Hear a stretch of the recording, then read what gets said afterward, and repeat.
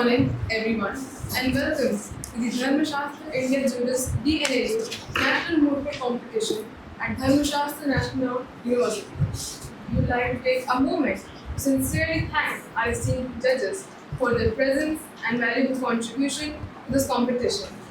Your dedication to nurturing young legal minds and your willingness to share your expertise and insights inspire us all, and we are truly honored to have you adjudicate this event.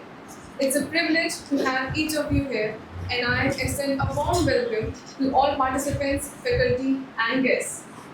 I am Ashi Arora, and I will be coordinating this round.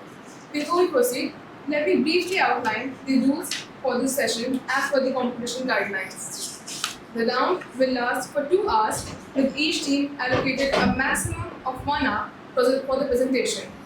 This time does include rebutals and sur-rebutals, which may extend up to 5 minutes per team. Representing the petitioners, we have team number 18, and for the respondents, we have team number 47. Speaker time allocations are as follows. From the petitioner side, speaker 1 will take up 30 minutes and speaker 2 will take up 25 minutes. From the respondent side, speaker 1 will take up 25 minutes and speaker 2 will take up 25 minutes.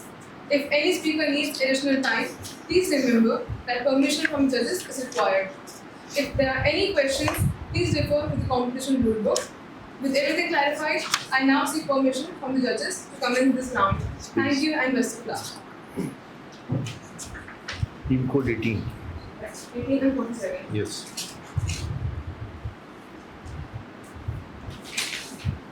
Team 18 starts.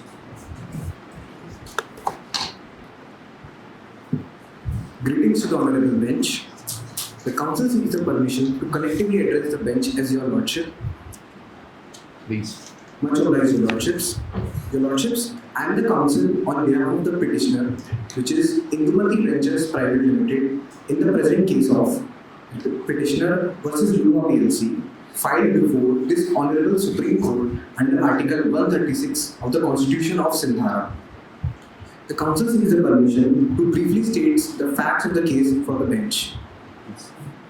Your Lordships, Indumati Ventures Private Limited, a registered trademark holder of sumac, scald, and club since the year 2009, inherited the mark through successive assignments dating back to Alaknanda Industries in 1960.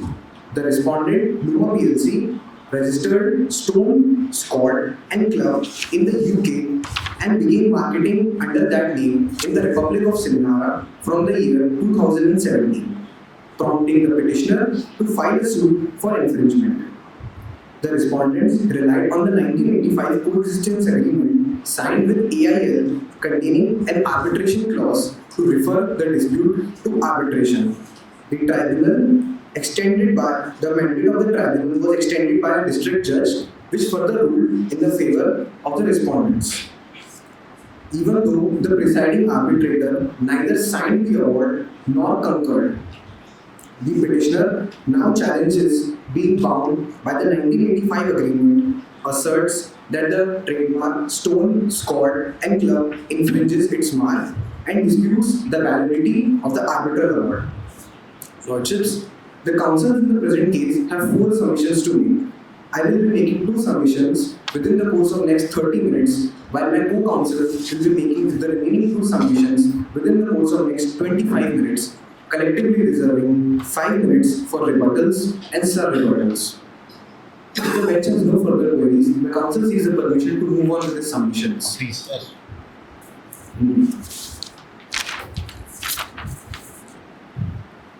Your Lordship, the first submission of the Council relates to whether the use of the trademark Stone, Scald, and Club by the respondent amounts to the offence of trademark infringement.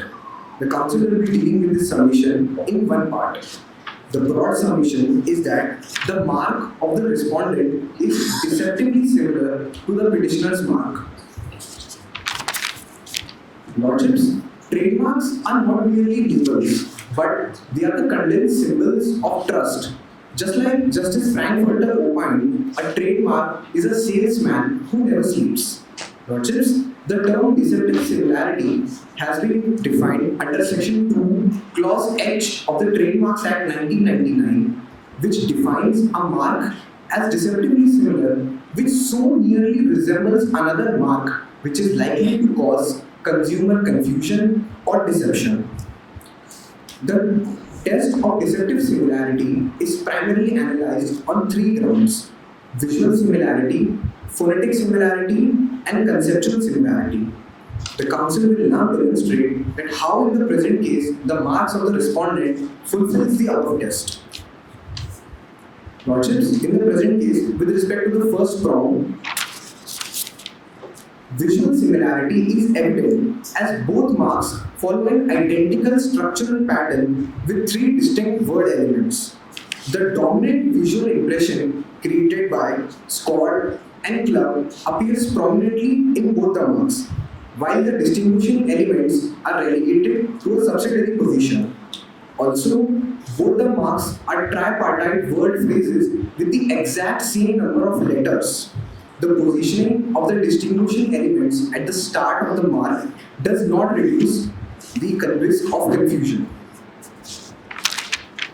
Your Lordships, for this submission, the Council would like to cite the authority of Amritdhara Pharmacy versus Satyadev Gupta.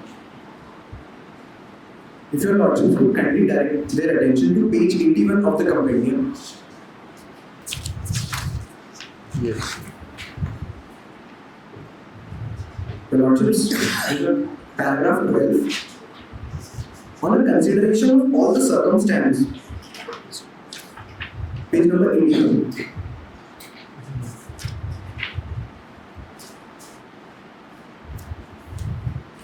Mr. Counsel, it will be better first you paraphrase the problem and then come to judgments.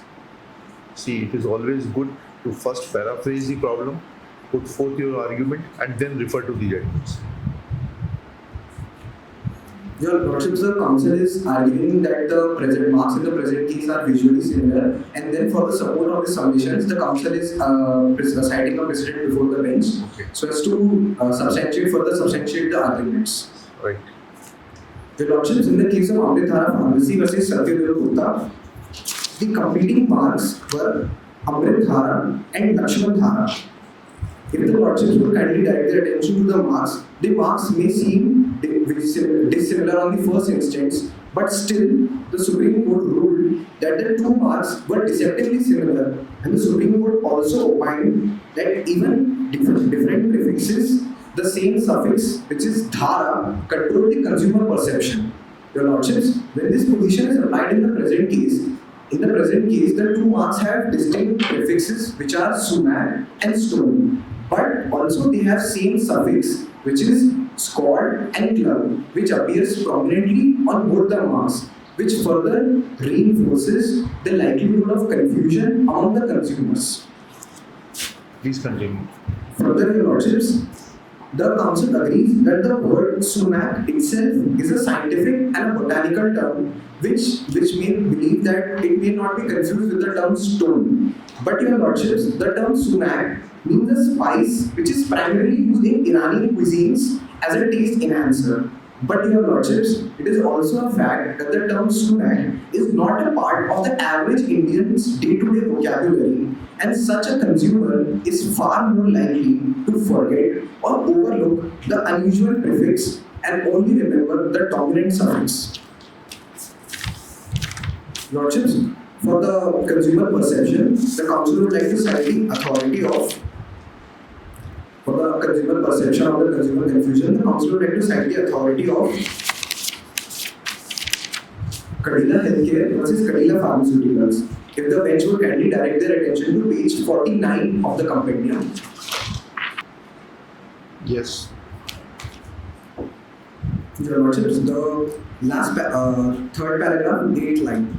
The decision of the Supreme Court, the third paragraph, line 8. On page 49? Indeed, Your Lordships. Yes. Your Lordships, in which the court clearly held that the question of deceptive similarity of two marks has to be approached from the point of view of a consumer with average intelligence and imperfect recollection. Mere etymological or lexical differences were considered immaterial. Therefore, your lordships, in the present case, when a consumer with imperfect recollection will hear the term sumac or stone, it is highly likely that they will forget the initials and only remember the dominant suffixes, which is squad and club. Indeed, your lordships, in the fashion industry, when people go and try to buy clothes, they further talk about the name of the shop, like from where have you bought this clothes? I have bought this clothes from the shop Squad and Club. If another person replies Squad and Club, then it is further reinforces the likelihood of confusion. People are less likely to use the term sumac or stone and more likely to go forward with the dominant catchy phrase, which is easy also as well as common in both the terms. Further, your lordships, if your lordships would kindly direct their attention to page 69 of the compendium.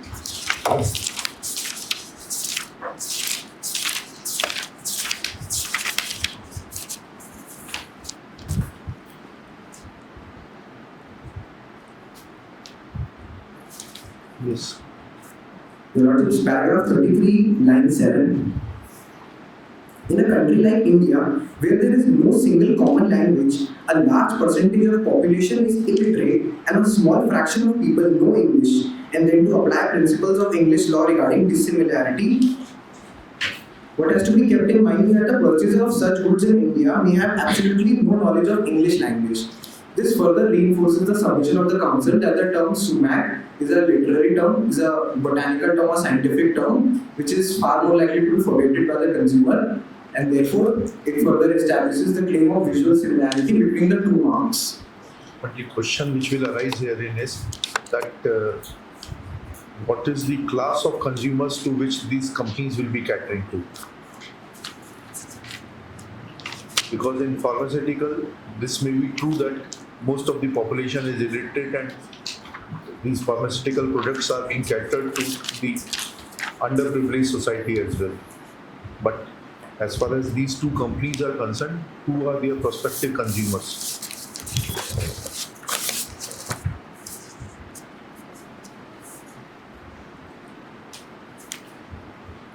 If your lordships would kindly direct their attention to paragraph 3 of the Moot proposition. Yes.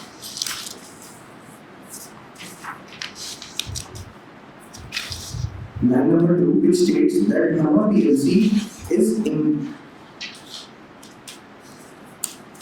Yes. The company Nova PLC is engaged in the business of manufacturing and selling a diverse range of goods, but principally active sportswear clothing. Your lordship, the council agrees that in the case of Cadila Healthcare, the competing market was the medicinal market, which encompasses a large number of illiterate people.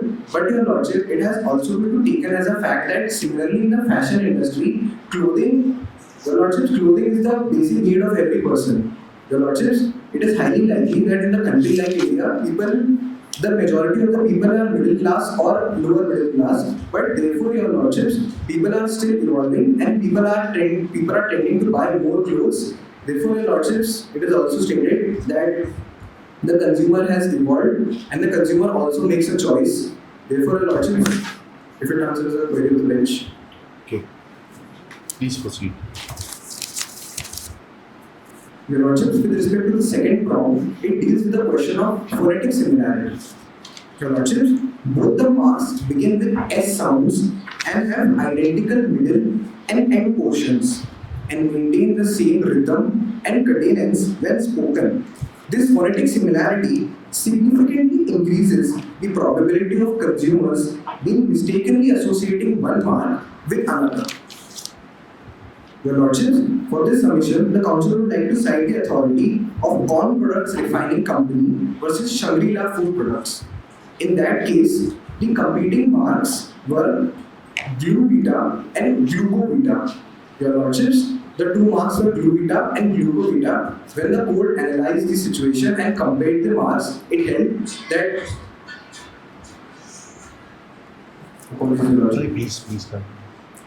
Lordships, the court held that both the terms begin with the letter G and also have different syllables, but even if considering the differences aside, the two marks were held as deceptively similar, which is also in the present case, your lordships.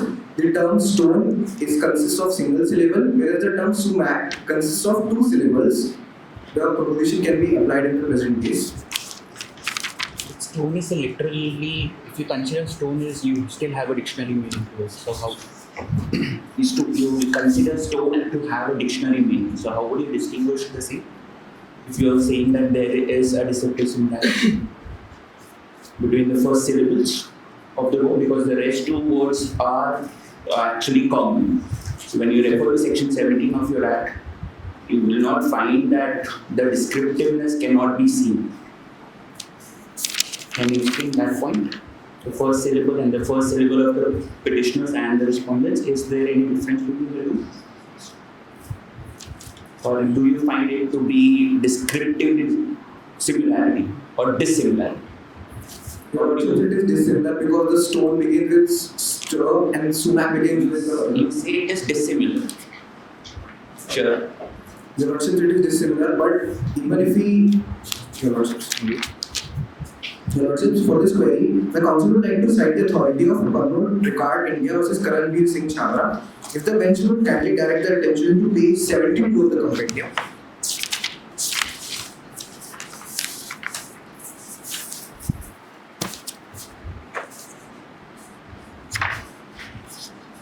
Yes. Your Lordships, paragraph 33.193.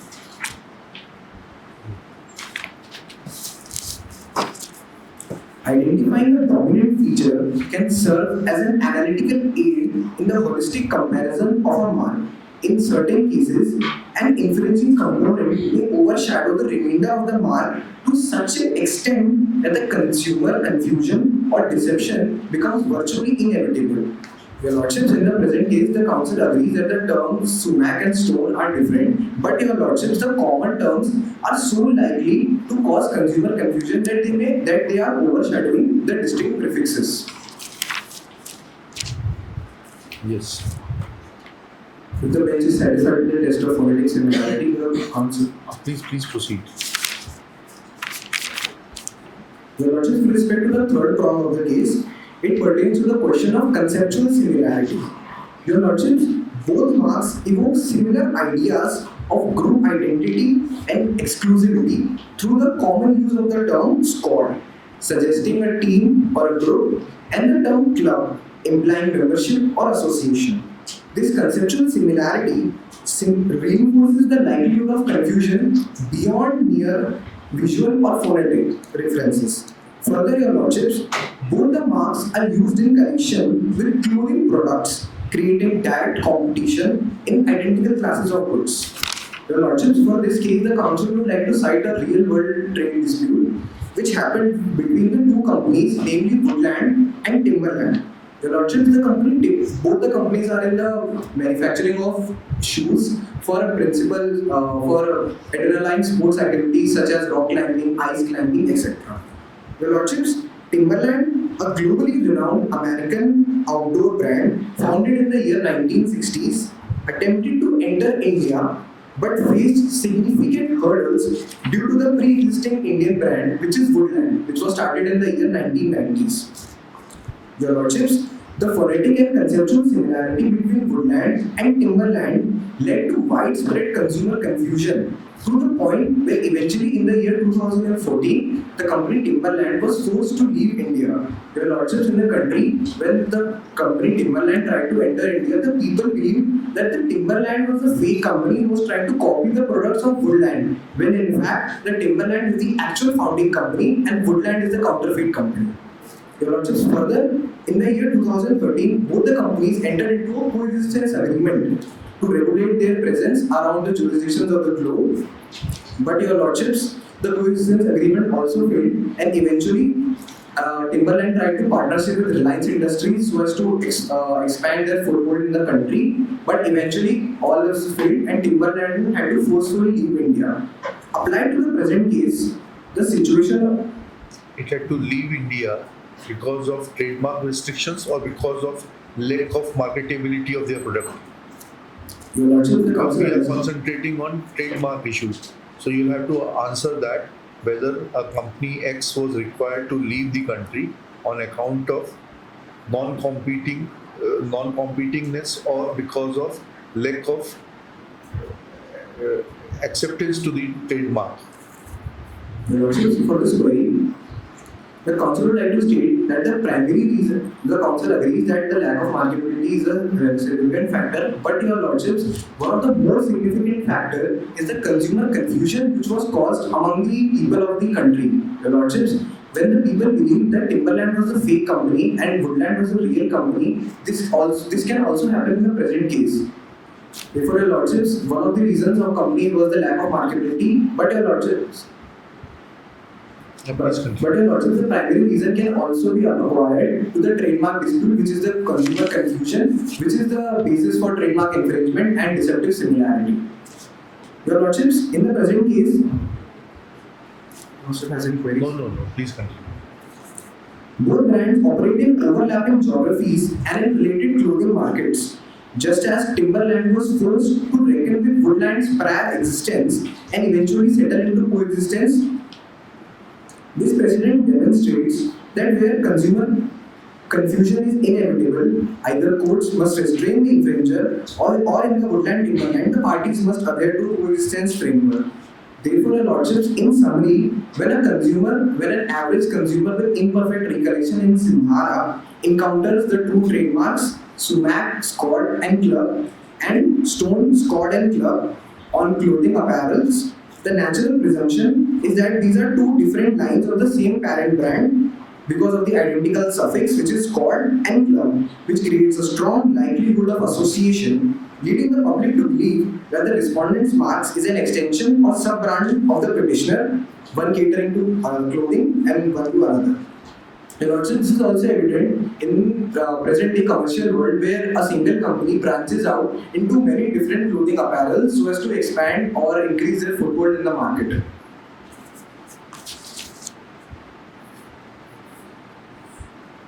Your Lordships, for this last submission, the council would like to cite the case of Rolex SA versus Alex Jewelry Private Limited, in which the Delhi High Court held that if consumers encountering jewelry bearing the Rolex trademark would likely believe that it has a connection to the watch manufacturer, this constitutes dilution. If the bench is overall satisfied with the submission of the council seeks the permission to begin to the next submission. Please start your next submission. Much obliged, Your Lordships. Your Lordships, the next submission of the council deals with whether the petitioner in the present case is bound by the 1985 coexistence agreement, including the arbitration clause contained therein. Your Lordships, this is further advanced on three prongs. Firstly, the doctrine of privity of contract. If Your Lordships would kindly direct their attention to page 1, para 4 of the Moot proposition.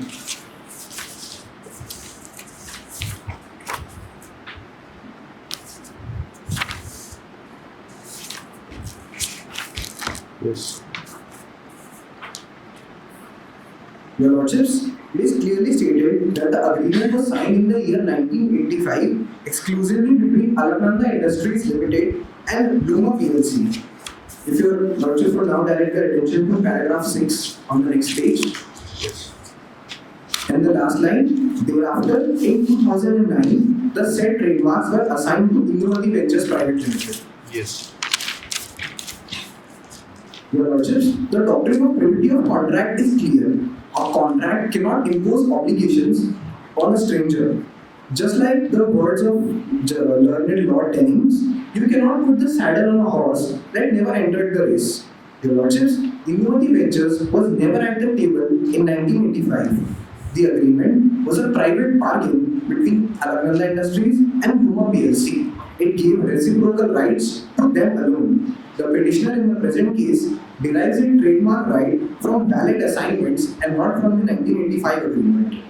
Further, Your Lordships, the arbitration agreement, also in the clause, is not inheritable in nature, but it is consensual. Your Lordships, if Your Lordships would kindly direct their attention to page 86 of the compendium, the bench is with me. Yeah. Your Lordships, paragraph 67, line 1, an arbitration agreement must satisfy the principles of contract law laid down under the Contract Act in addition to satisfying other requirements stipulated under Section 7 of the Arbitration Act.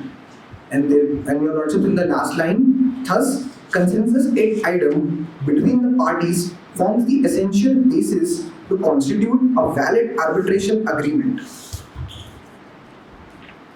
Your Lordships, in the present case, Indumati Ventures Limited never consented to the 1985 agreement, and the Lordships, the respondents are contending that the 1985 agreement, including the arbitration clause, is also bound upon the petitioner due to the fact of assignment of trademarks.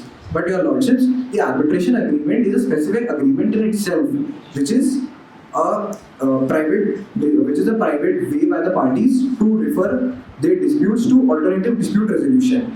An arbitration agreement records the consents of the party to submit their disputes to arbitration.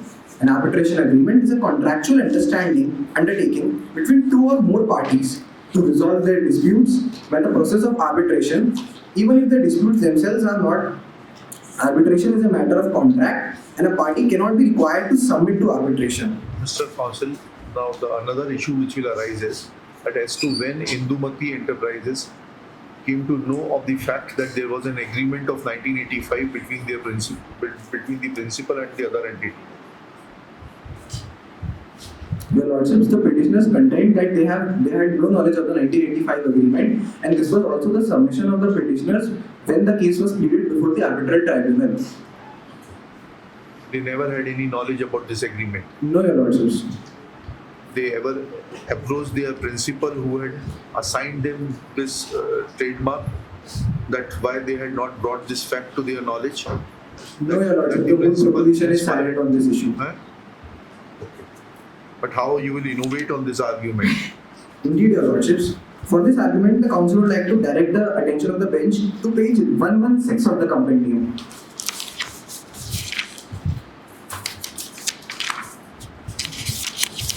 Yes.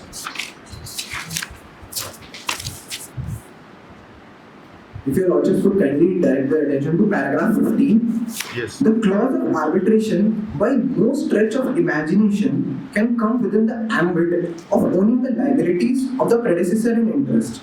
Such a clause is personal to the parties. It is merely an agreement for settling the disputes between the parties to the agreement by way of arbitration. Therefore, Your Lordships, even if we assume that Indumati Ventures Limited is bound by the precedence agreement, which it is not, there is no way in settled position of law that it can also be bound by the arbitration agreement. Your Lordship, consent forms the cornerstone of arbitration. Without consent, jurisdiction crumbles. Further, Your Lordships, if Your Lordship would kindly direct their attention to page 102 of the compendium. Yes. Yes.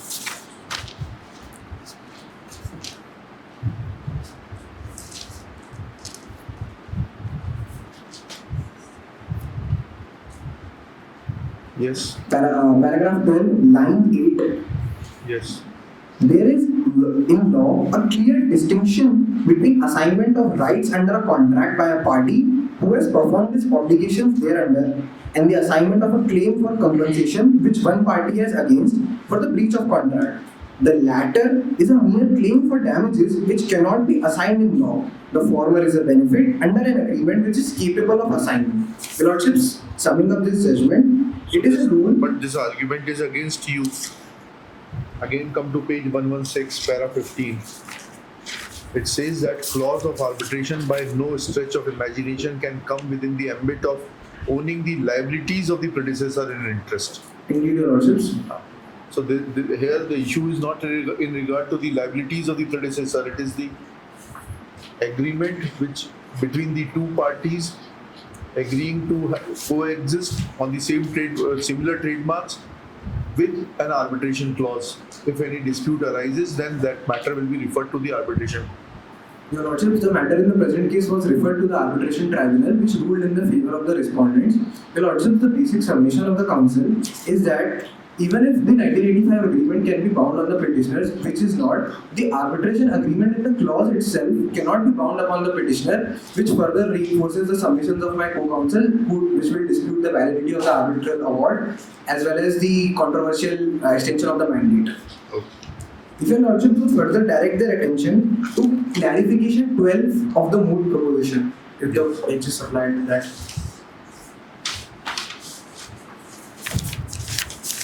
Yes.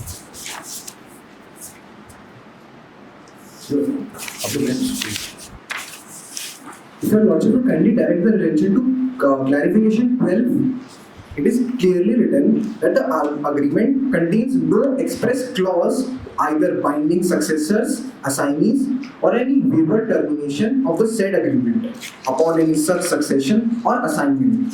Your lordships, the 1985 agreement contains no express clause binding successors or assignees. Lordships, this omission is critical. Had the contracting parties, which is AIL and Luma PLC, intended to bind future owners, they would have included the standard contractual language or any agreement. Your lordships, it is also a settled position of law that contracts must be interpreted as it is. Your lordships, the courts in many cases are. If the council could have an extension of 5 minutes, but thank you. You'll be encroaching on the time of your co-speaker.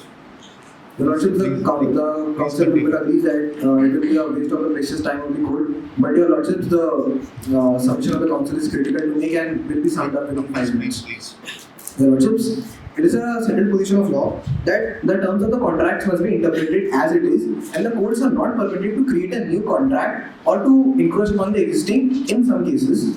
Therefore, your lordships, summing up the entire judgment of the council for the 1985 coexistence. Firstly, your lordship, the doctrine of privity of contract, the petitioner has never given any consent to the 1985 agreement or to the arbitration clause. Secondly, your lordships, in our point of view, even if we assume that the 1985 agreement is bound upon the petitioner, there is no way that the arbitration agreement in the clause is also binding upon the petitioner. Secondly, your lordships, the express agreement, the express clause in the 1985 agreement, which simply states that this agreement is not binding upon any future owners or assignees, simply absolves the petitioners of any liabilities. If the bench is satisfied with the submissions, Yes, please. it was an honor before arguing before the bench. Now my co-counsel will take over the remaining issues.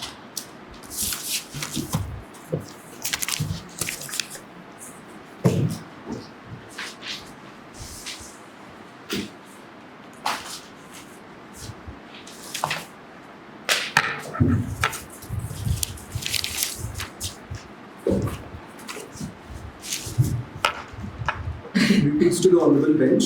If your lordships are satisfied with the submissions of my co-counsel, I would like to proceed on to the next two issues. Please. Your lordship, I have two broad submissions to make in the present dispute. Firstly, that the commercial judge of the District Court of Jabalpur did not have the jurisdiction to extend the mandate of the arbitral tribunal, and secondly, that the arbitral award is invalid under the provisions of Arbitration and Conciliation Act, read with ICA rules.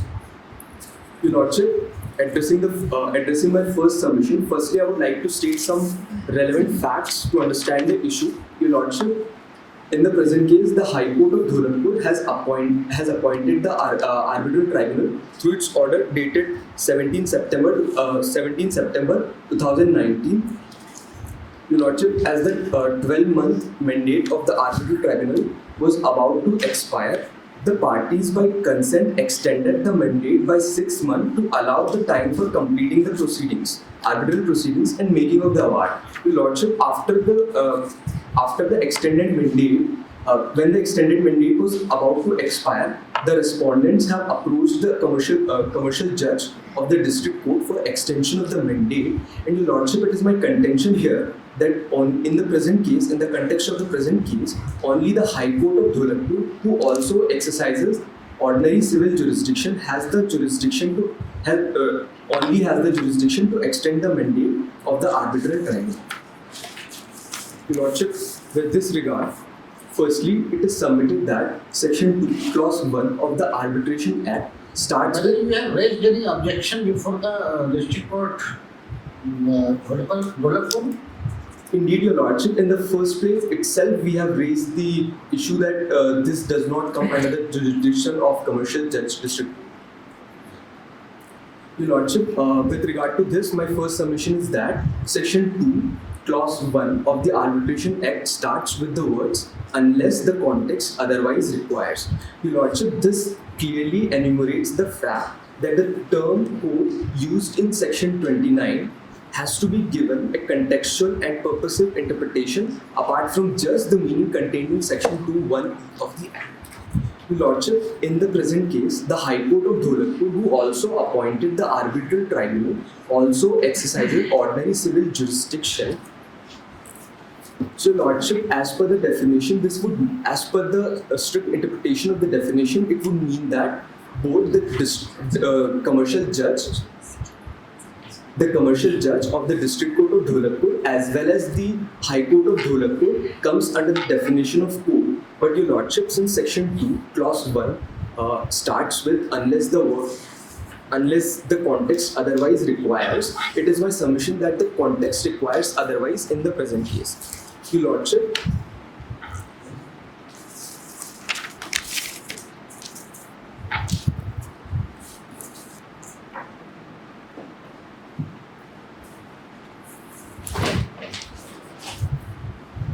Your Lordship, this honorable court itself, in the case of State of Maharashtra versus Atlanta 2014, observed section 2, section 2 and the definition of the code, and said that where the High Court exercises ordinary civil jurisdiction, the preference, the High Court will get the preference over the District Court, Your Lordship. If Your Lordship may kindly refer to page 31, page 30 of the compendium.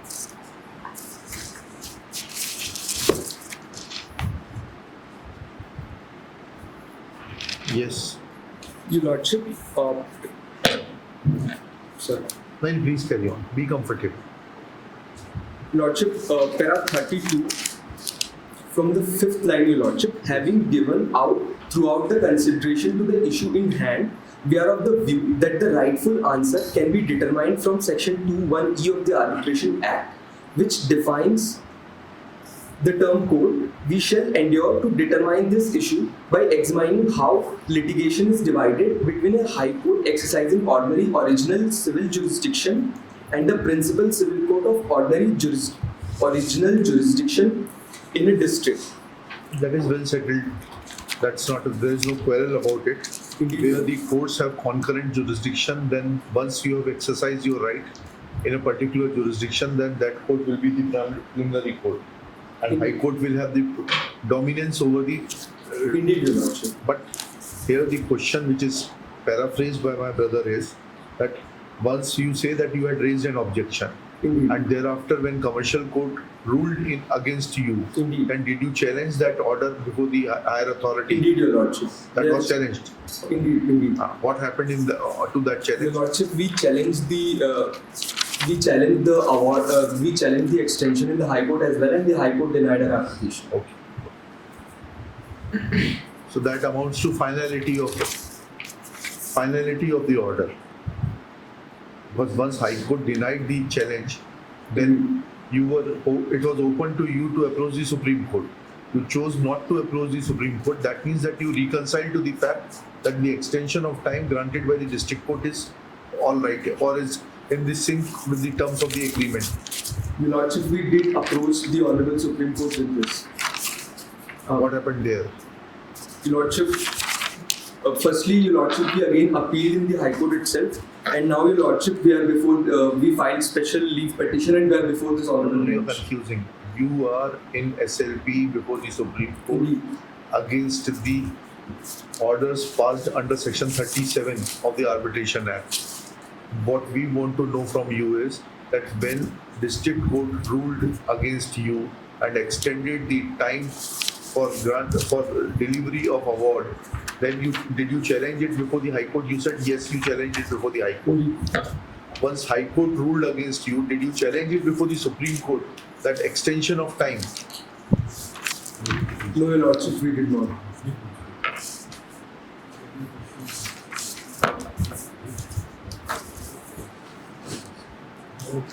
Yes. Will you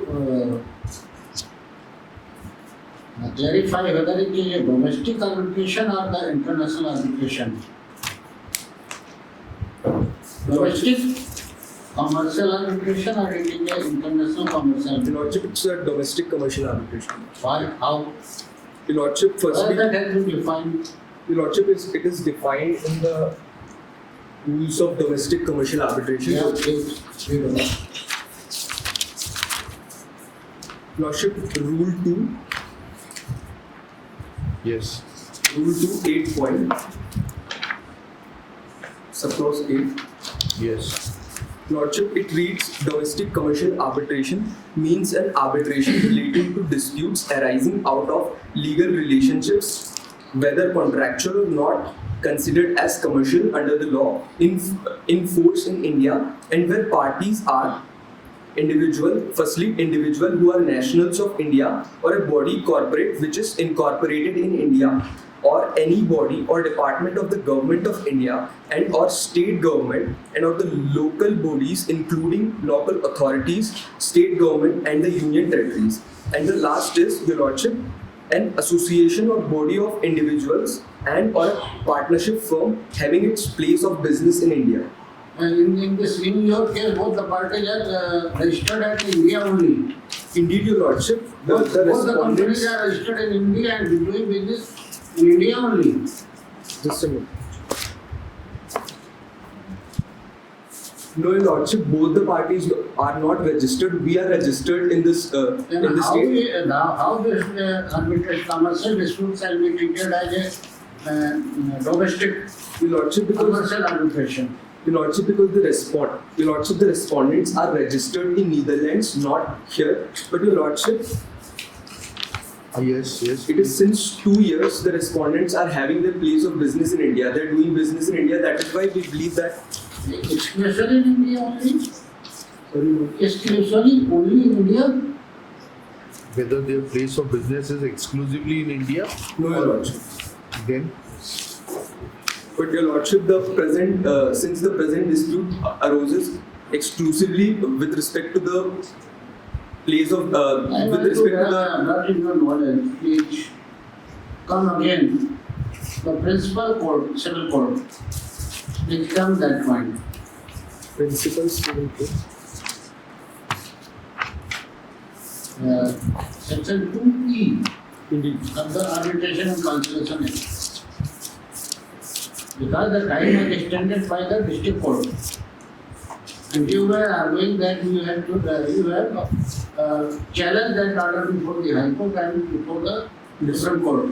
And then how it is proper for the district court to extend the time? Please look it and write out section 2E first. Indeed, Your Lordship. Your Lordship, 2E1 provides that court means the principal civil court of ordinary jurisdiction in a district and includes the High Court in exercise of its ordinary civil jurisdiction. Therefore, Your Lordship, the contention of... Please read I. Indeed, Your Lordship. Lordship, E... 2EI. 2E, indeed, Your Lordship. First class, subclass 1. Lordship, court means in the case of an arbitration other than international commercial arbitration, the principal civil court of original jurisdiction in a district and includes the High Court in exercise of its ordinary original civil jurisdiction, having jurisdiction to decide the questions forming the subject matter of the arbitration if the same has been the subject matter of a suit but does not include any civil court of a grade inferior to such principal civil court or any Now court read of the second class. in case of international commercial arbitration, the High Court in exercise of its ordinary original civil jurisdiction, having jurisdiction to decide the questions forming the subject matter of the arbitration if the same had been the subject matter of a suit, and in other cases a High Court having jurisdiction to hear appeals from decrees of court subordinate to that High Court. Yes. Then argue the point. Lordship, the point is, since the definition gives power to both the principal court of civil jurisdiction in a district as well as the High Court in exercise of its ordinary civil jurisdiction, it is my contention that since High Court will have High Court will be given preference over the District Court as per the observation of this Honorable Court in State of Maharashtra versus Atlanta. So, Your Lordship, the Council submits that in the present case, only the High Court has the requisite jurisdiction to extend the mandate of the arbitral tribunal.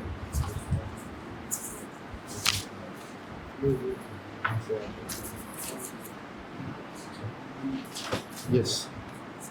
If Your Lordships are satisfied with this submission, the Council seeks permission to proceed. Please continue. Your Lordship, my second submission is that the arbitral award is invalid under the provisions of Arbitration and Conciliation Act 1996, read with ICA rules. Yes. Your Lordship, the Council respectfully submits that the arbitral award is fatally flawed and must be set aside on two grounds. Firstly, due to the procedural irregularities as Section 31 was breached in the present case, and secondly, there is also a breakdown of principle of arbitral collegiality. Your Lordship, addressing the first part of my submission, Your Lordship, before addressing the specific violations, it is crucial to understand that Section 31 of the Arbitration and Conciliation Act is not merely a formality, but it is a mandatory provision. Your Lordship, if you may kindly refer to Section 31. Yes. Your Lordship, this has been also the Supreme Court in the case of Dakshin Haryana Bijli Vitran Nigam Limited versus Navigant Technologies, while analyzing Section 31, held that the signing of the award is not merely a ministerial act or an empty formality which can be dispensed with, but a substantial requirement that ensures the authenticity and validity of the arbitral award. For the same, Your Lordship may kindly refer to page 21 of the compendium.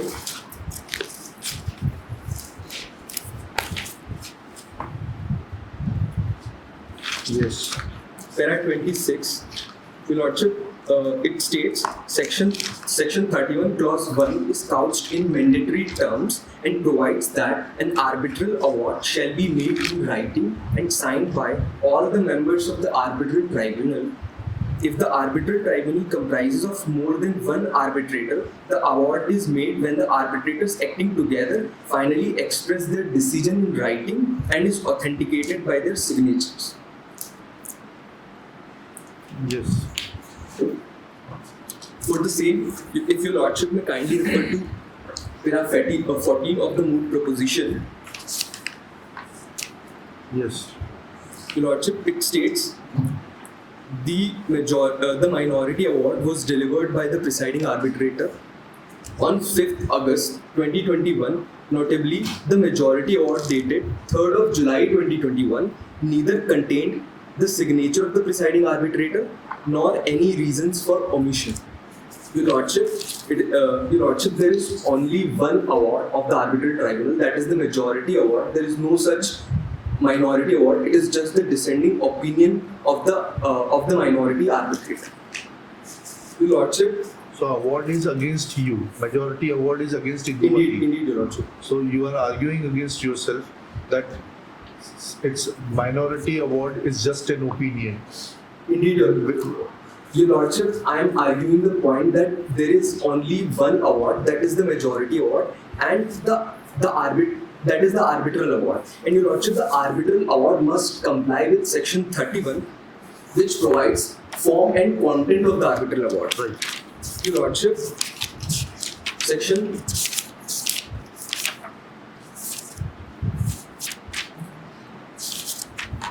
Your Lordship, Section 31, Clause 1 provides an arbitral award shall be made in writing and shall be signed by the members of the arbitral tribunal, and if there is Clause 2 provides if there is no signature of any one of the arbitrator, the reasons for the same should be provided. And Your Lordship, as per Para 14 in the arbitral award, there was no signature of the presiding arbitrator, as well as there was no reasons provided for the same. Your Lordship, that is why the Council contends that since it is a violation of Section 31, the arbitral award does not comply with Section 31, which provides form and content of the award. Therefore, it must be held invalid. In terms of subsection 2 of section 31, minority award can be construed to be a reason for an omitted signature? Your Lordship, it is the contention of the Can it be council. construed as an... No, Your Lordship. Okay. Why you say so? Your Lordship, because if we again refer to subclause 4 of section 31, it provides the arbitral award shall state its date, and additionally, Your Lordship, the council submits that either the signature or the reason for the omission should be on the date when the arbitral award is rendered.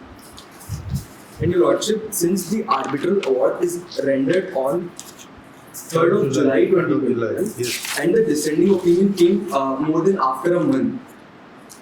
And Your Lordship, Is there any bar on writing a dissenting opinion after a month? no, Your Lordship, there is no. Normally what happens that when an award or an order is sent to the third member or to another member, then after reading that, he will decide that whether he agree or he does not agree. Indeed, Your Lordship. So, Your Lordship, whether he agrees or disagrees, Your Lordship, that should be before the final rendering of the award, Your Lordship. Because that is the final deliberation, Your Lordship. The purpose of 3-member arbitral tribunal, the court appointed or the parties agreed for appointing the 3 members. Just imagine a situation, 3 of you are sitting here, Indeed, Your Lordship. constituting team A, right? Now, 2 of you, that is your predecessor and you, discussed it with the third gentleman who is sitting here and decided that he will be arguing on a particular line. Okay. Now, after you finished your argument, both of you are agreeing on one line of argument. This gentleman is given a chance to speak. Hypothetically, he is given a chance to speak. He takes a different line. Can it be construed that you had not discussed the line of argument beforehand? Your Lordship, if Your Lordship, there is a deliberation. Your Lordship, if there is a final deliberation between all the 3 arbitrators, the 2 arbitrators who are agreeing with each other, if they are raising their point, and the minority arbitrator is also raising their point, and then they are having a collective deliberation before rendering an award, Your Lordship, then in the same award itself, the reason will be provided that since the minority arbitrator does not agree, he is not signing, he will later on deliver his dissenting opinion. Okay, good. Additionally, Your Lordship, my second submission with regard to this is that the principle of arbitral collegiality is not violated in the present case. Yes. Your Lordship, the principle of arbitral collegiality is not an optional procedure, but the fundamental tenet of arbitration. This principle requires that arbitrators deliberate collectively before rendering an award.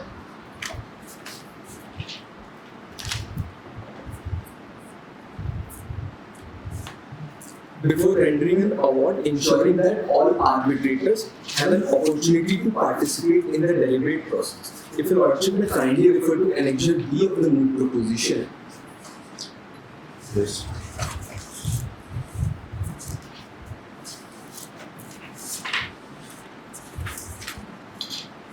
Lordship, this argument is in line with the earlier argument itself. Lordship, Para 2 states that in view of the fact that another award had already been written by one of the co-arbitrators and signed by another even prior to the award by the presiding arbitrator without assigning any reasons thereof. So firstly, the one arbitrator has written the award and the another had already signed it without giving his own reasons and also without waiting for the opinion of the minority arbitrator, Your Lordship. This shows that there was no effective, no final deliberation, Your Lordship.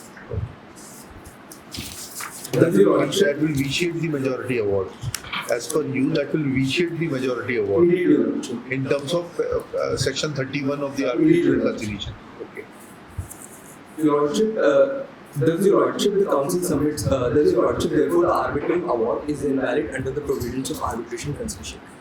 This brings me to the end of my submission, Your Lordship. If Your Lordships are satisfied and has no concerns as of now, I would like to conclude and proceed with the prayer. Please. Therefore, in the light of issues raised, arguments advanced, authorities cited, the petitioners humbly submitted that this honorable court hold that the commercial judge, District Court of Jabalpur, do not had the mandate, do not had the jurisdiction to extend the mandate of the arbitral tribunal, hold that the petitioner is not bound by the coexistence agreement, including the arbitration clause, hold that the respondent's use of Stone Squad and Club amounts to trademark infringement, and hold that arbitral award is invalid under the provisions of Arbitration and Conciliation Act, read with IC rules or any other order that this court may deem fit in the light of justice. It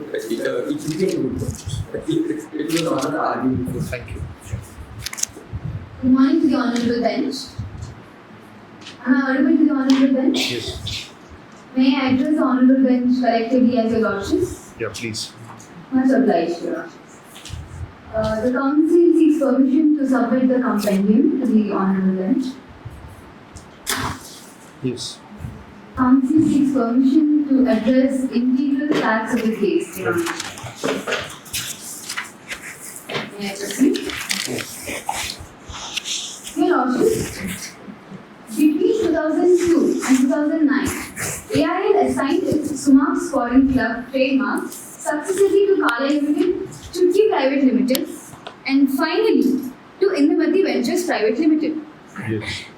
But Your Lordships, if you look into the clarification sheet number 11,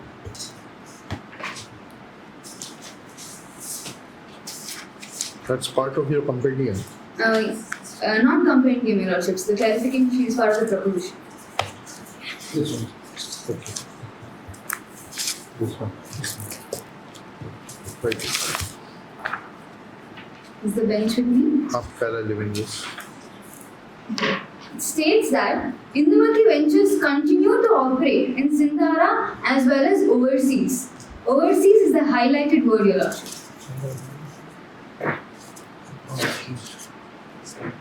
Was Indumati Ventures operating overseas after acquiring the trademark from Chutki Limited? Yes, This yes, is sir. This is what it referenced. After receiving the assignment, Yes. it continued its operation. Right. Your Lordships, only when Luma PLC entered the Republic of Sindhara in 2017 and faced with rapid growth and popularity of Luma PLC's products, that is when Indumati Limited responded by suing Luma for trademark infringement before the High Court of Dholakpur. Your Lordships, it is important to note that Indumati Limited themselves went to the High Court of Dholakpur. And Luma successfully moved to stay the suit and therefore the dispute to arbitration under the 1985 agreement on September 17, 2019. The High Court themselves ordered the arbitration from the 1985 agreement. Lastly, Your Lordships, when Indumati Limited, after the arbitral award was announced, Indumati Limited appealed to set aside the award before the High Court of Dholakpur. But the High Court rejected the contentions of Indumati and upheld the arbitral award. And since Council has summarized the integral facts of the case, Council seeks permission to address the issues of the. Much obliged. Your Lordships, the Council for Respondents have addressed 3 issues. Issue 1 stating whether a further extension of the tribunal's mandate is valid after the parties had already exercised their one-time 6-month extension. Second issue, the absence of presiding arbitrator's signature and recorded reasons renders the majority award legally invalid, violating Section 31 of Natural Justice and Public Policy under Section 34 of the Arbitration and Conciliation Act. And issue 3 is whether Indumati Ventures is bound by the 1985 coexistence agreement and thereby barred from objecting to Luma PLC's use of Stone Squadron Club as infringing Sumak Squadron Club. Your Lordships, may I continue with my argument? Please, please. Your Lordships, I will be addressing issue 1 and my co-counsel will be addressing issue 2 and issue 3. Right. May I proceed, Your Lordships? Yes. I rise to address issue 1, which concerns the validity of the extension of the arbitral tribunal's mandate after the parties had already exercised their one-time 6-month extension. It is respectfully submitted, Your Lordships, that such an extension was indeed invalid, both in law and equity. Because to argue otherwise would be to defeat the very purpose of arbitration, Your Lordships, that is, expeditious and final resolution of the disputes in a manner that respects commercial certainty. My submission is centered around two broad parts, Your Lordships. Firstly, that the arbitration in question qualifies as international commercial arbitration under Section 2, Clause 1, Subclause F, and hence is exempt from the rigid timeline of Section 29A. Secondly, Indumati as assignee is inseparably bound by the arbitration clause under the principles recognized by this Honourable Court. May I proceed with my sub-issue 1? Your Lordships, if you kindly divert your attention to paragraph 3 of the Moot proposition. Yes. It states that Luma PLC is a company incorporated in the Netherlands, and therefore, by virtue of Section 2, Clause 1, Subclause F of the Arbitration and Conciliation Act of India, it says that since one party is incorporated in a country other than India, it shall be considered as international commercial arbitration. And since the laws of India are pari material to the laws of Republic of Sindhara, under the virtue of Section 2, Subclause 1, Section 2, Clause 1, Subclause L, Luma PLC being a company incorporated in the country Netherlands and not India, it is international commercial arbitration seated in the Republic of Sindhara. Your Lordships, why is this distinction critical? This is because the legislature in its wisdom has drawn a deliberate line between domestic arbitration and international commercial arbitration, recognizing that the latter must be treated with greater flexibility. This is because, Your Lordship, international commercial arbitration often involves parties with diverse jurisdictions, cross-border disputes, complex evidence, and procedural delays that are not easily compressible into the rigid timeline. Your Lordships,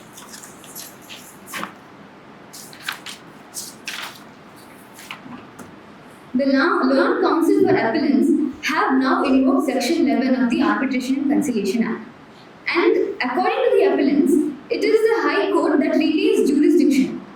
The appellants in their memorial have clearly stated that it is domestic arbitration, which is High Court, and for international, it is Supreme Court.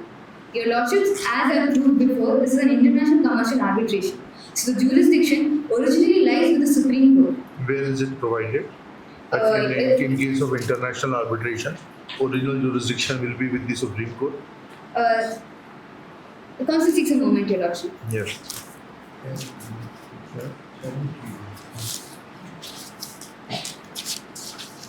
Section 11.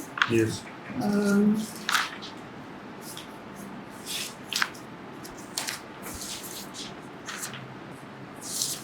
Clause 12A, Your Lordships. Yes. May I state the provision? Please. Where matters referred to in subsection 4, 5, 6, 7, 8 and subsection 10 arise in an international commercial arbitration, the reference to Supreme Court or as the case may be the High Court in those subsections shall be construed as a reference to the Supreme Court. Your bench is convinced? No, not convinced. Section? Section 11, Yeah. Clause 12, Subclause A, Your Lordship. Good edition.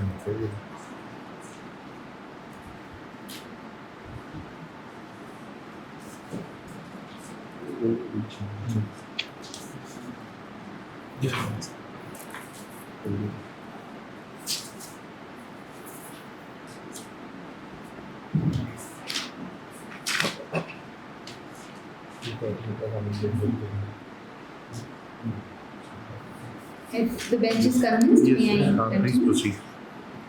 Yes. Therefore, according to what appellants have invoked, which is Section 11, the jurisdiction is with the Supreme Court, Your Lordships. Yes. But the appellants have themselves approached the High Court and willingly accepted its decision and subsequently consented to 6-month extension of the arbitral proceedings.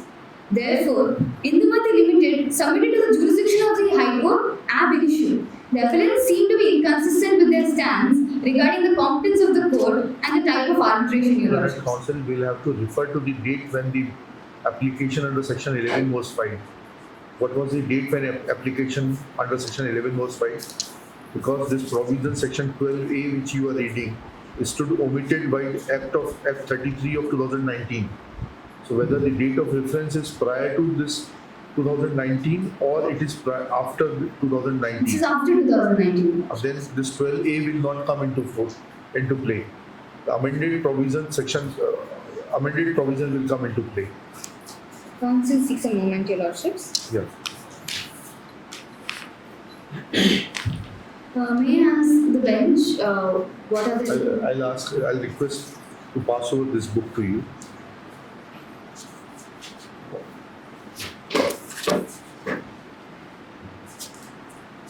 Please see section 12A. A is given on the bottom, and it says that this was omitted by amendment number 33 of 2019. So 12A, reading 12A in a matter which was referred to the High Court after 2019 or after notification of this amendment will be of no use. And in any case, when both the parties submitted themselves to the jurisdiction of the High Court and did not object to appointment of an arbitrator, wherefrom this issue arises. As far as appointment of arbitrators is concerned, that is not in the issue. The issue which is involved is that whether an award is not signed by all three, or if the reasons are not given for omission of signature of the third arbitrator, then whether it violates the mandate contained in subsection 2 of section 31. That is the issue. Appointment of arbitrator is not an issue involved. Your Lordships, Extension of time. Extension of time has nothing to do with appointment of arbitrator. Principal Civil Court have power to extend the time under the Arbitration and Conciliation Act. Your Lordships, Council will come to that point. Your Lordships, my co-counsel will be dealing with the arbitral award. No, you are and I will be dealing with the validity of the extension by district court.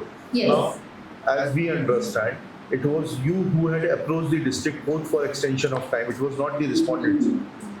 Indumati had approached for extension of time. No, you had approached. So you will have to justify that why and under which provision of law you approached the district court for extension of time, 1, and 2, that once what we had asked them, if they had not challenged that extension, then how that will vitiate the award. Your Your contention is that they themselves lacked in understanding of the statute and approached the wrong forum Yes, sir. while seeking appointment of the arbitrator. Yes, sir. That is under section 11. They have argued that the court lacked jurisdiction under section 11. Under the guise of purpose of interpretation, Your Lordships, the appellants have confused the court under section 29A and section 11. Right. May I proceed? Please proceed. Your Lordships, the appellants seek to rely on section 29E as though it were a blunt and universal command. With respect, that is an incomplete reading of the provision. The original section 29A, introduced in 2015, was indeed rigid. The time it was rigid, Your Lordships, the arbitral award should be rendered within 12 months of the completion of the pleadings and extendable by 6 months by consent. However, this rigidity led to practical difficulties in international cases, as highlighted by Justice B.N. Sri Krishna Committee in its 2017 report. The committee expressly recommended that Section 29 should not bind international commercial arbitrations seated in India. The legislature accepted these recommendations, and accordingly in the 2019 amendment, it said that the award that for domestic arbitrations, the award shall be made within 12 months with one-time extension of the 6 months. And in the international commercial arbitrations, it has said that the tribunal may, not shall, Your Lordship, may endeavour to make an award within 12 months. This is directory and not mandatory, Your Lordship. If we divert the attention to the proviso of section 29A clause 1, It states that endeavor may be made to dispose of the matter within a period of 12 months. Here the statute clearly states that an endeavor may be made contrary to the word shall be made in clause 1. You are trying to say that it is directly, it is not mandatory. Yes, Your Honor. But come to subclause 4 of section 29A.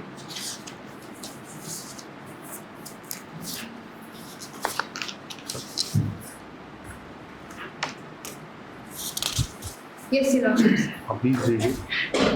Subclause 4. Yes. If the award is not made within the period specified in subsection 1 or the extended period specified under subsection 3, the mandate of the arbitrators shall terminate unless the court has either prior to or after the expiry of the period so specified extended the period. Should I read the proviso as well? Yes. Provided that, while extending the period under this subsection, if the court finds that the proceedings have been delayed for the reasons attributable to the arbitral tribunal, it may order reduction of fees of the arbitrators by not exceeding 5% for each month of such delay. Yes. I'll read further. Yes. Provided further that where an application under subsection 5 is pending, the mandate of the arbitrator shall continue till the disposal of the said application. Provided also that the arbitrator shall be given an opportunity of being heard before the fees is reduced. Here, Your Lordships, the award, it says that the award is not made within the period specified in subsection 1 or the extended period specified under subsection 3. The mandate of the arbitrator shall terminate unless the court has either prior to or after the expiry of the period so specified. Here, prior to the expiry of the period, the extension was sought, Your Lordships. Right. So the arbitral tribunal's mandate was not expired. Right. May I proceed, Your Lordships? Please. You have to yet come to your main argument Yes, Your that Lordships. you were right in approaching the district court instead of high court, and the extension granted by the district court was valid. Definitely, Your Lordship. I'll come to that. The statute is merely recommending a time limit, but it is not enforcing the time limit. Moreover, the proviso also states that an award in the matter of international commercial arbitration may be made as expeditiously as possible. You are diverting from the issue now. Hardly 8 minutes are left for you. Okay, Your Lordships. I will. Would you like me to state You the. come to the problem straight away. Validity of approaching the district court seeking extension and how district court was justified in granting that extension. Your Lordships, despite the district court having granted the second 6-month extension, Indumati Limited subsequently approached the Honorable High Court. And in paragraph 16 of the Moot proposition, it is said that the High Court has set aside the arbitral award. However, since Honorable High Court being competent under Section 2, Clause 1, Subclause E of Arbitration Conciliation Act, they have rightfully dismissed the application and upheld the award. Your Lordships, if I may read the paragraph 16 of the Moot proposition. Yes.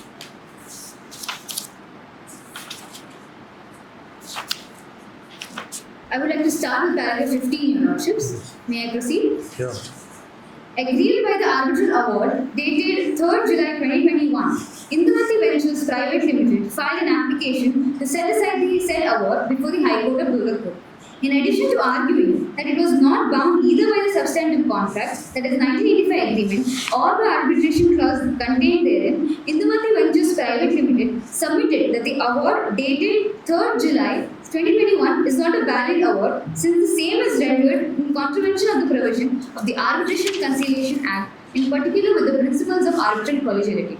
Your Lordships, please note, Indumati Ventures Private Limited also contended that the mandate of the arbitral tribunal expired after the expiry of the extended 6-month period, and the same would not be lawfully extended by the commercial judge, District Court of Durgapur. Your Lordships, they have contended in the High Court. The High Court dismissed the aforesaid application in paragraph 16 and refused to set aside the arbitral award. So they dismissed the aforesaid application that the expiry of the extended 6-month period is there, Your Lordships. And they have also upheld that the expiry granted by the commercial judge is valid. May I proceed, Your Lordship? Yes. Right.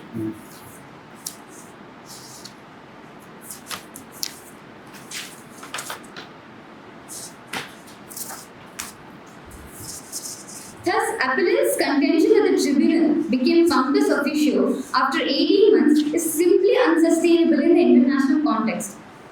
Furthermore, your lordships, even leaving aside the statutory interpretation, the broader context compels one conclusion: the extension was valid and necessary.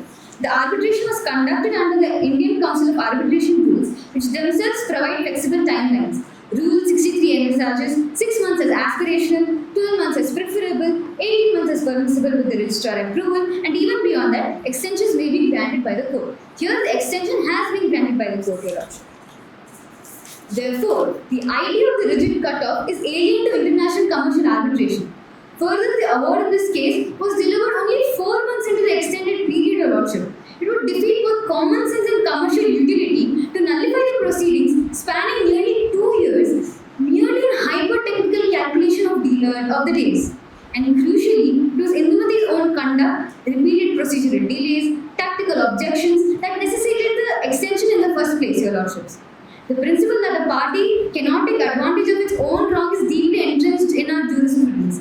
To allow Indumati to obstruct proceedings and then challenge the validity of the extended mandate would be to reward obstructive behavior, Your Lordships. If Your Lordships are convinced, may I move to submission? Submission 2 states that Indumati, as an assignee, is bound by the arbitration clause. The appellant Indumati seeks to adopt an untenable position, Your Lordships. On the one hand, it wishes to enjoy the full benefits of the 1985 Persistence Agreement, that the principal benefit being the commercial reputation and legal protection that Sumak Squad and Club trademark commands. That is, as I mentioned, Your Lordships, Indumati Limited continued to operate overseas as well after receiving the assignment. Yet, on the other hand, it attempts to discard the obligations flowing from the very same agreement, particularly the arbitration clause.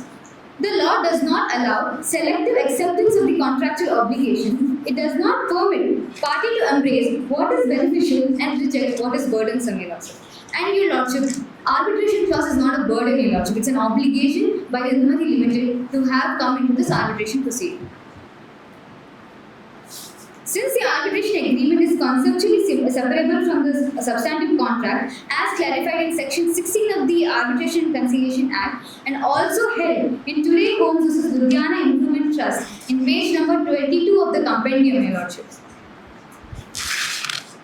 May I proceed? What does page 22 says? It states that Section 16, the arbitral clause, is a separate contract, is a separate agreement apart from the main contract, Your Lordships. Okay.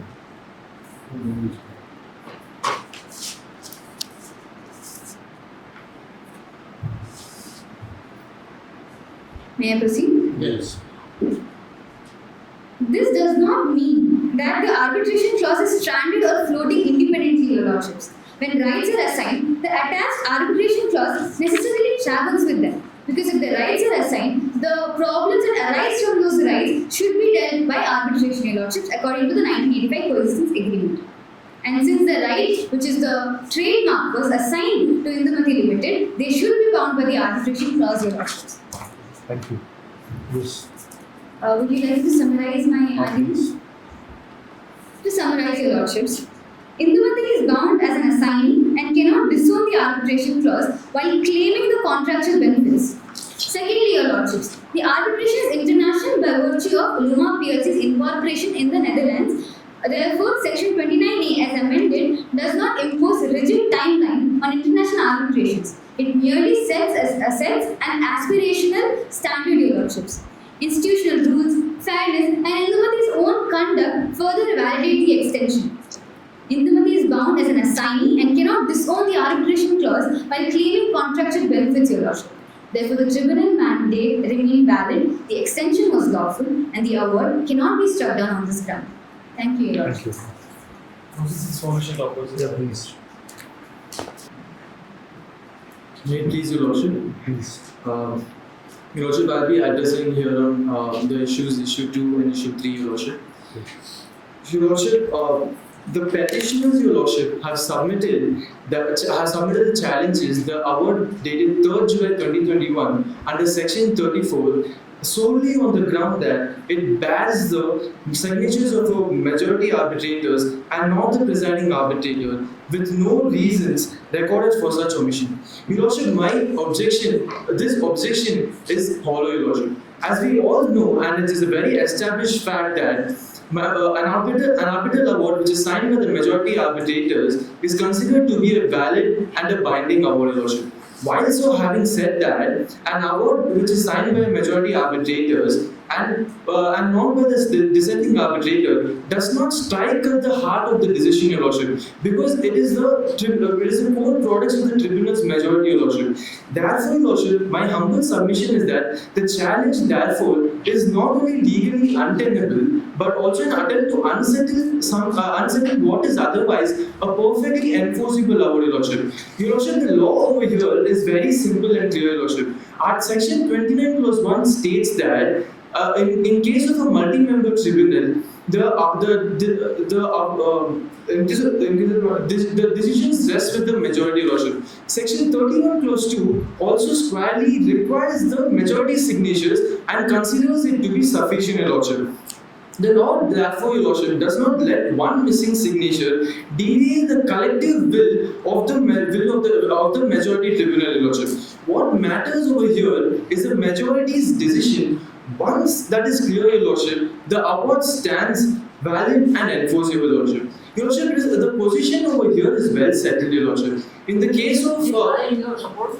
Sorry, Your Lordship? Any lie in your support? Any judgment or any... Yes, I'm just coming to that, Your Lordship. The position over here is well settled, Your Lordship. In the case of R. Dasarath Rao versus K. Ramasamy Iyengar, page number 24 of the compendium and page 19 of the respondent's memorial, Your Lordship, it is clearly being held that one arbitrator's refusal to sign cannot defeat the award if the majority has deliberated and decided, Your Lordship. In our case, Your Lordship, as we can clearly see, the presiding arbitrator has come up with a minority award, and in this minority award, dated 5th August 2021, he has nowhere clearly explained that he has been excluded from the participation or he has been excluded from the final deliberations of the majority award, Your Lordship. Therefore, Your Lordship, it is also an established fact that an award signed by the majority remains valid so long as all arbitrators participated in the proceedings, Your Lordship. Therefore, I again contend that in our case, Your Lordship, the presiding arbitrator has never contended that he has been excluded from the proceedings. He has been excluded from the participations of the deliberations. Therefore, Lordship, these rulings affirm that what truly matters is the tribunal's substantive decision and not technical lapses in formality, Your Lordship. Your Lordship, with respect, this is no more than a procedural lapse, a procedural irregularity. Your Lordship, as contended by learned counsel appellants, this case is a procedural irregularity.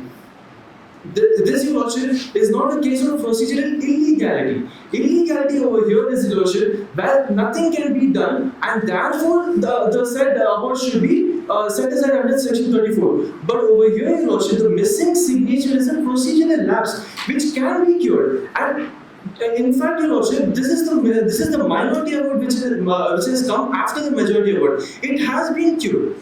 Majority award doesn't have the reasons of the presiding arbitrator, but the minority award, it has been cured. He has given the reasons why he has not given the reasons to the majority arbitrator.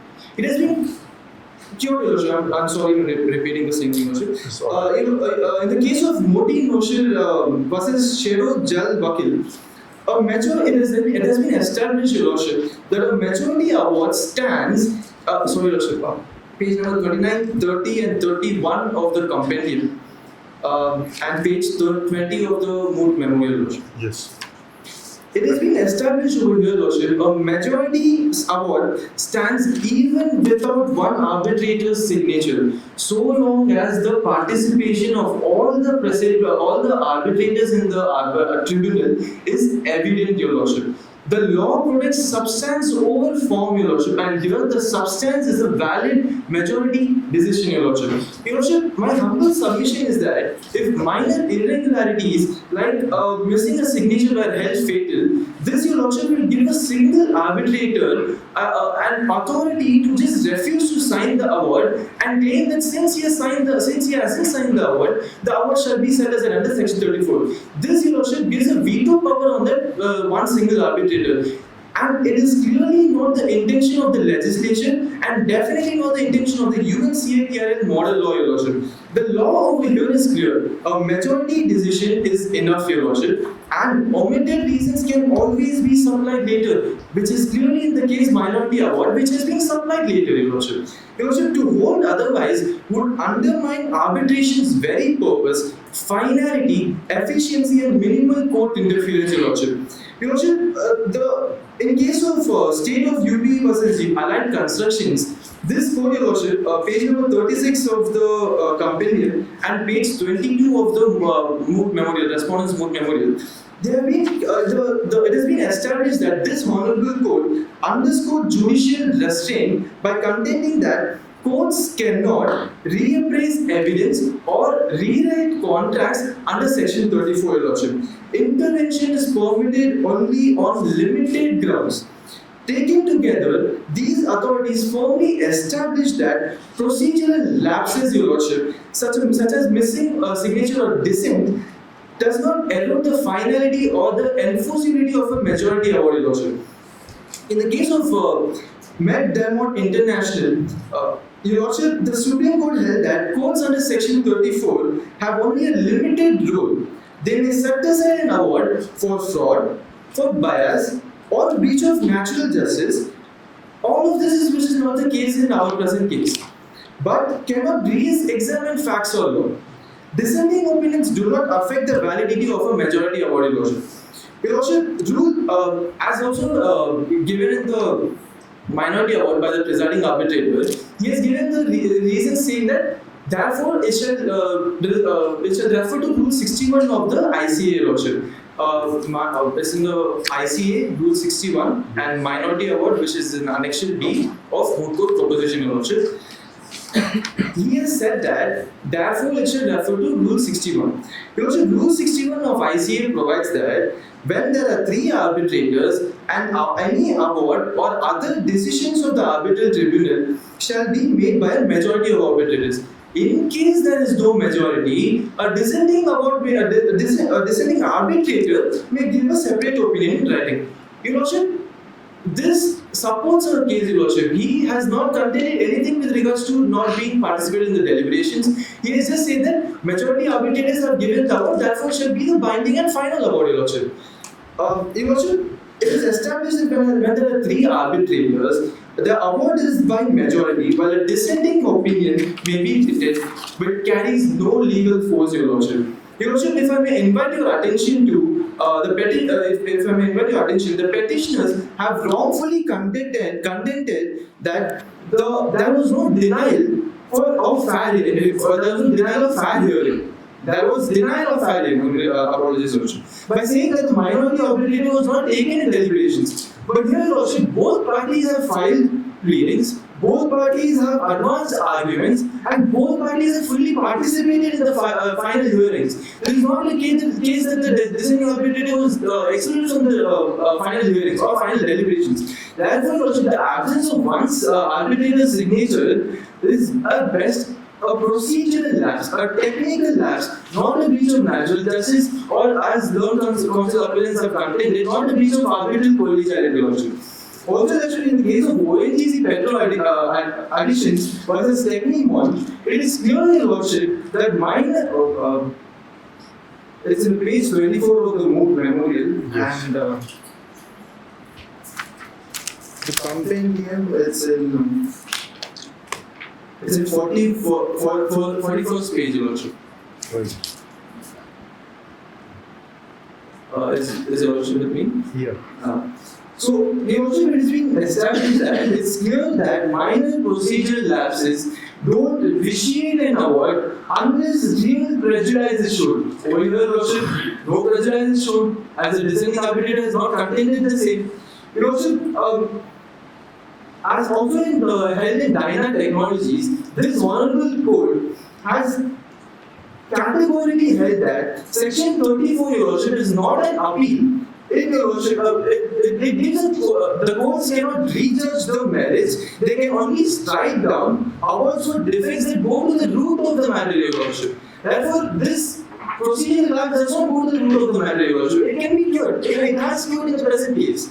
Therefore, your worship, two arbitrators having signed, forming a valid majority under section 29 clause 1, the presiding arbitrator's missing signature is at worst, your worship, and my humble submission that it is a curable procedural lapse, your worship. Without prejudice or fairness, there is simply no ground, your worship, to unravel the award, your worship. I shall summarize my arguments, your worship. In conclusion, I submit that the petitioner's challenge is an attempt to frustrate the arbitral process on technical grounds, your worship. The award dated 3rd July 2021 is a valid, enforceable award, and it reflects the tribunal's majority decision after full participation by all the arbitrators in the arbitral tribunal. Your worship, this does not violate natural justice, this does not violate the arbitral collegiality, it does not offend public policy as well. Your worship, this honorable court ought to uphold the award by thereby giving effect to the legislative intent of the efficiency, minimal interference, and respect for arbitral finality, your worship. Much obliged. Your worship, I shall address my second issue, third issue, your worship. Yes.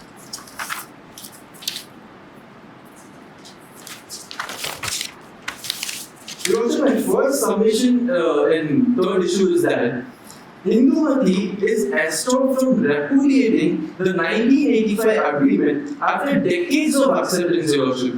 Nearly 40 years, your worship. It has been nearly 40 years. Neither AIL nor its successors raised objections to Luma's use of stone, squad, and club. This, your worship, can also be seen wherein the trademark was assigned to Chutki, it was also assigned to Kalia, but no one contended it. For nearly 40 years, no one has ever contended it. Your worship, by their conduct, they acquiesced in the acceptance, they acquiesced in the coexistence agreement, your worship. And section 114 of the Evidence Act embodies the doctrine of estoppel against such contradictory claims, your worship. As my co-counsel has earlier addressed in her arguments, that they have given their implied consent through their conduct in participating in the arbitral proceedings, your worship. Your worship, it is also established in the Hindustan Pencil case, page 15 of the compendium and page 15 of the compendium, your worship, page 59, para 38, your worship. Yes.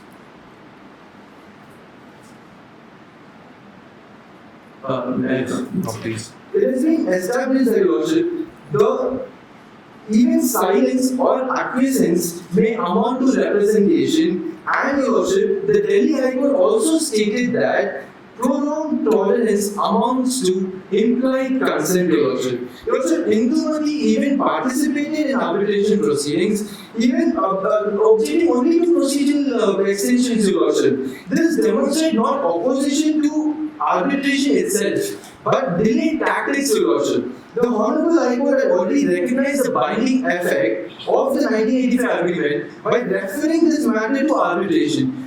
To now permit Hindumati to just walk away would undermine the commercial certainty and render the coexistence agreement futile, your worship. Trademark law under section 29, your worship, recognizes infringement only in cases of unauthorized use likely to cause confusion. Here, your worship, in the present case, Luma was expressly authorized under the agreement and therefore falls outside infringement, your worship. The courts have consistently upheld this principle in Hindustan as earlier established, your worship.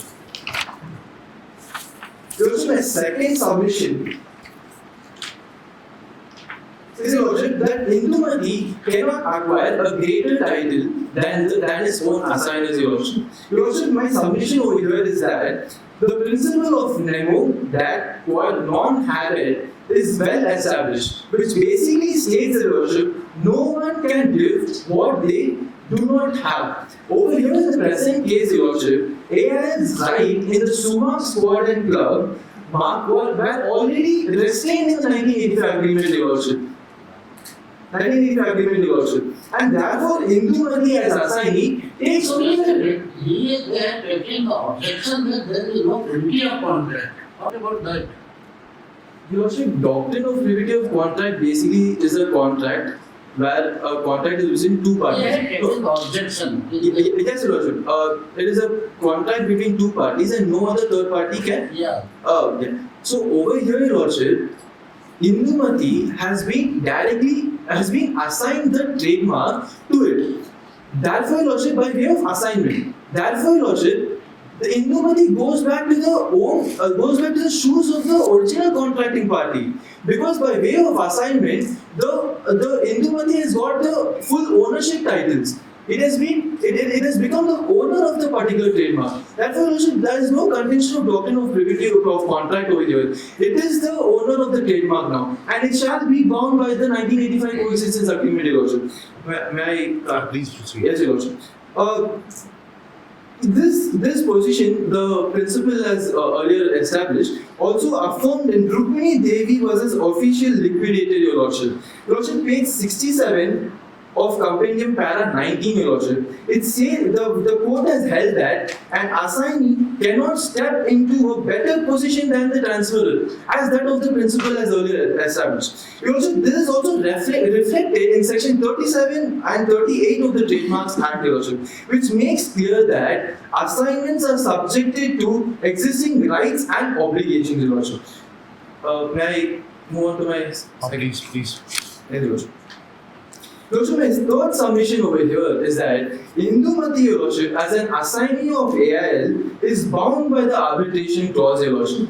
Your Lordship, in Chloro Controls versus Severin Trent, this honorable court has squarely addressed the binding effect of arbitration agreements to non-signatories, Your Lordship. Your Lordship, this court has laid down three principal conditions which has to be established for the non-signatories to be bound by the arbitration clause, Your Lordship.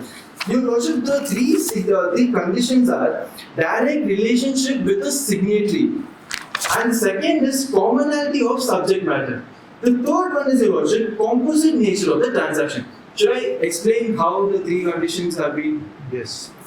Over here, Your Lordship, direct relationship basically means when Indumati derives all of its rights over the Sumark trademark through assignment from the original party to the coexistence agreement. Without that chain of title, Your Lordship, it would have no claim at all in the first place. Your Lordship, that direct legal relationship places it squarely within the contractual framework. The second condition, Your Lordship, is commonality of subject matter. Over here, Your Lordship, the subject matter has been remained identical across all assignments, the Sumark, Squad and Club. Your Lordship, this trademark is regulated coexistence, Your Lordship.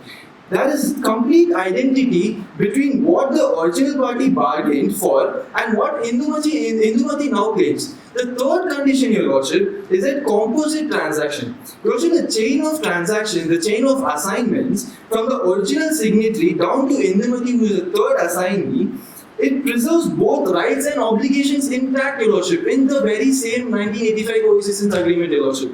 The entire commercial agreement is one complete composite whole, incapable of being fragmented. Your Lordship, when these conditions are met, even a non-signatory, as established under this case, Chloro Controls, can be bound by an arbitration agreement, Your Lordship. This is my humble submission, Your Lordship. Yes, Your Lordship. Your Lordship, my last submission would be with regards to Indumati cannot claim benefits of the trademark while disowning the burdens of the 1985 coexistence agreement, Your Lordship.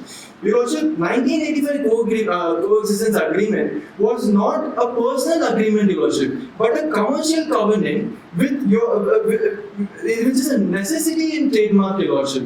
Your Lordship, this necessity prevents confusion and ensures stability, Your Lordship.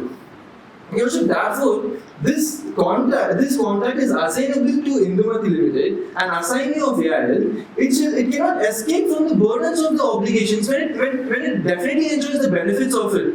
Your Lordship, it enjoys the benefit because it is the goodwill of the AIL company, Your Lordship, since 1965. Your Lordship, therefore, Your Lordship, my humble submission is that Indumati necessarily inherits both the benefits and the obligations, including the arbitration clause, Your Lordship. That is it, Your Lordship, my humble submission. Thank you. Any rebuttal? Your Lordship, I would like to give my prayer to the Yeah, please.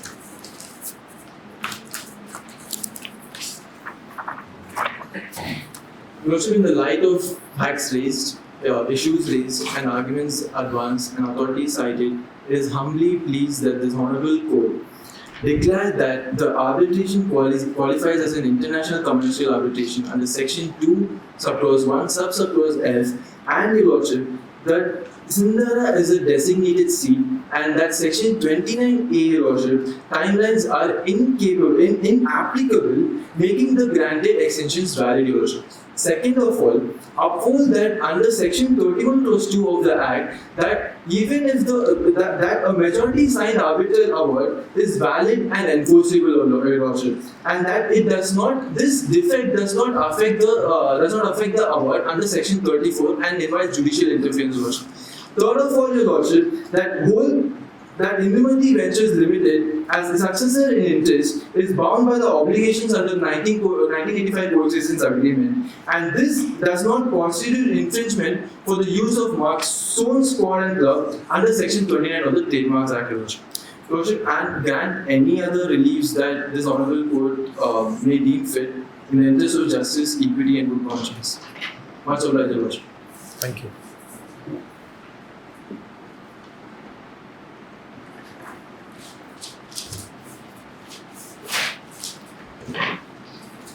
Yes, please. Reading to the bench on stage. Yes. Lordships, for the rebuttals, firstly, the counsel for the petitioner would like to cite paragraph 3.1 of the memorials of the respondents. Yes.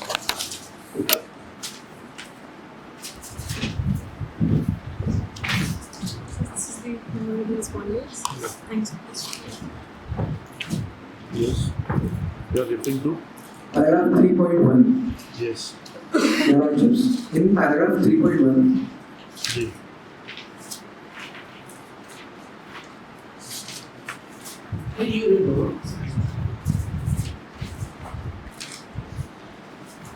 Your Lordship, in paragraph 3.1, the respondents have contended that the agreement was meant to govern beyond the original parties. But Your Lordships, as has been proved by, as has been demonstrated by the counsel in its arguments, that this is not the present case.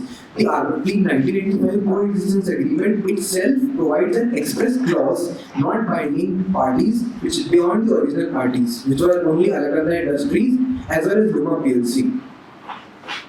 The agreement was not meant to govern beyond the original parties. For secondly, Your Lordships, in paragraph 3.3 of the memorial, the respondents have cited Section 2, Clause 1, Subclause S of the Arbitration and Conciliation Act, which defines parties, but Your Lordships, no such clause is found in the Arbitration and Conciliation Act.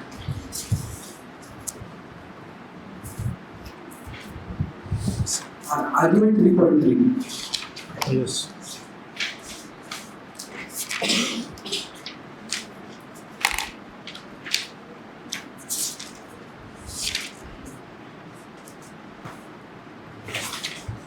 Yeah.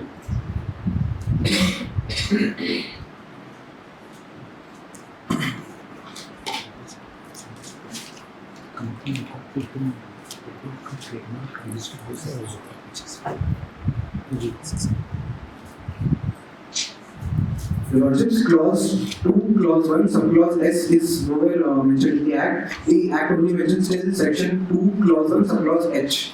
Ji.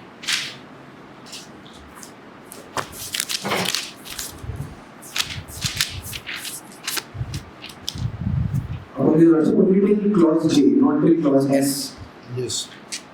Thirdly, Your Lordships, the counsels for the respondent in their written pleadings have cited the Section 11, Subclause 12, 11, Clause 12, Subclause 8, but the clarification has already been pointed out by the Honorable Bench that this section has been amended and been substituted by another if the current position of the Arbitration and Conciliation Act has been amended in the year latest 2023. It is a settled position of law that only the amended Act must be followed. So, if Your Lordship would direct their attention only to Clause 12, there is no Subclause 12A, Your Lordships. Fourth, your lordships, the petitioner, the respondents contend that we firstly approach the court. Your lordship, the petitioners agree that we first approach the court, but we only approach the court to file a suit for trademark infringement, not to contend the arbitration clause or the validity of the 1985 coexistence agreement, or even for the appointment of arbitrators. It was a response. Once arbitrator was appointed under the 1985 agreement, did you challenge that appointment? Your lordship, the appointee. Your basic contention is that 1985 agreement is not binding on you, right? So, once that agreement is not binding on you, did you challenge the appointment of arbitrators by the High Court? Taking this issue that agreement of 1985 is not binding on us and therefore there cannot be any appointment of arbitrator. Just a moment, your lordships.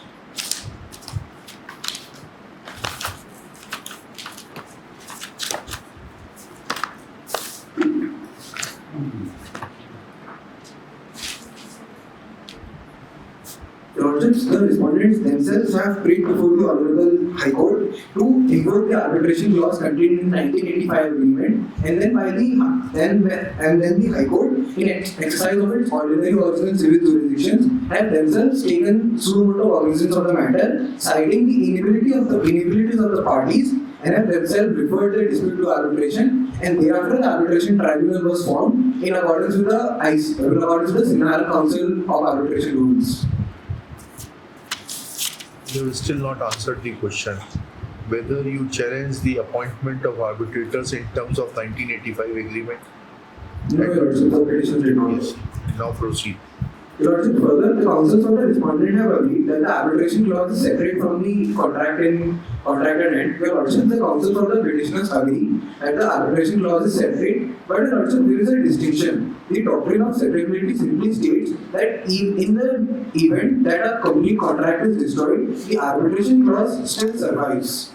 But Your Lordship, the counsel is trying to combine it with the clause, with the initial 1985 contract, trying to state it as a burden or obligation which travels subsequently upon assignment of the contract. But Your Lordship, this position has also been clarified, has already been clarified by the court in the case of Khata Company, as the counsel has already cited, in which the court has clearly opined that obligations or burdens under a contract cannot be assigned express with the explicit consent of the parties, and which is not the present case, Your Lordships.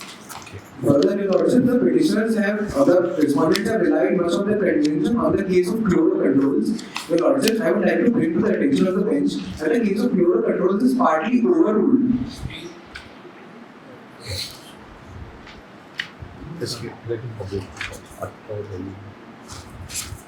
Your Lordship, the case of chloro controls has been partly overruled in the subsequent judgment of Coxon case, in which the judgment of Coxon case, the court has opined that the approach taken by chloro controls is incorrect and established the new doctrine of claiming through or under an agreement in the case of the jurisprudence of non-signatory being bound by the arbitration clause. Further, Your Lordship, lastly, signing is a mode of primary authentication and is not just a mere formality, as it confers upon the participation of the arbitrator and his awareness in the making of the award. Thank you. Those are all orders. Your Lordships, the learned counsel for appellants have contended that there is an express clause stated in the 1985 coexistence agreement that the non-signatories are not bound. Your Lordships, in the 1985 coexistence agreement, no such express clause is stated that the third parties or the non-signatories are not bound by the coexistence agreement, Your Lordship. They have made a grave mistake of the fact, Your Lordship. Right. Secondly, Your Lordship, we mentioned section 2, clause 1, subclause F, Your Lordship, not section 2, clause 1, subclause S. Thirdly, Your Lordships, they have, even though the district court has extended the mandate, Your Lordship, they have willingly accepted and not challenged in the arbitral proceedings. Your Lordship, they have the right to waive, and since they have no right to object, but since they have not objected as per section 4 of the Arbitration Conciliation Act, they have waived their right to object, Your Lordships. They should have objected in the arbitral proceedings itself, and they have not. Fourth, Your Lordships, arbitration clause, though separate, even though it is separate as proved by us, it flows from the substantive contract. The subject matter itself is a trademark, Your Lordship. Since it flows from the substantive contract, the arbitration clause, the appellants are bound by the arbitration clause. Your Lordship, the learned counsel appellants have stated Cox and Kings, the Cox and Kings case. Your Lordship, the Cox and Kings case have partly overruled, but they have not overruled, Your Lordship. They have merely stated their opinion in this case. They have referred this matter to a subsequent bench, Your Lordship. Therefore, Chlorocontrol's case is still not overruled, Your Lordships. That is it, Your Lordships. Thank you. Thank you. It's been an honor, Your Lordships.